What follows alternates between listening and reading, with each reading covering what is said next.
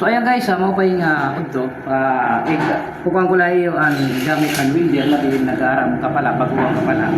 So kailangan natin ngayon pumalit yung triangle eskwala para ini pang 45. Pang 45, bari man o. Kaya gidaan na yan naka 45. So pag ilapat mo yan dito, automatic makukuha na ni mo karuyag ka 45. Dito super ang eskwala,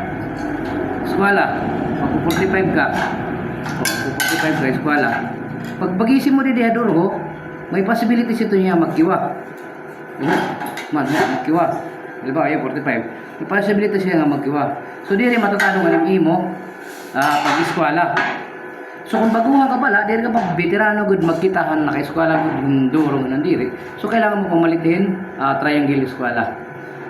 Sigurado yun yung perfect term yan imo 45. So, ato mga baguhan nga welder nag-aaram pala pag-provide kami ni barato lang niya Mr. DIY para diri kam Korean gamit talo din niya mga trabaho, mga project. So nag-provide kita actually duhay ni nga akon ano sa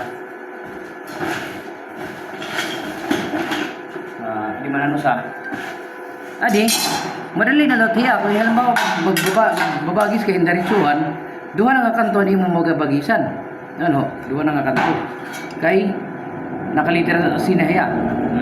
Tapos pabalik ka naman din. Doon na yung na kanto.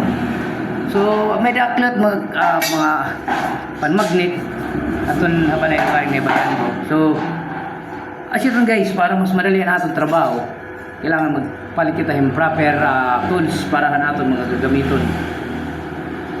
Siyempre para mapadali lang ang trabaho kay siyempre mo pahinganin natin cutting mo pay manlawatan welding labiin halimbawa baguhan ka pala mo pa yung kapit basta naka-eskwela ka.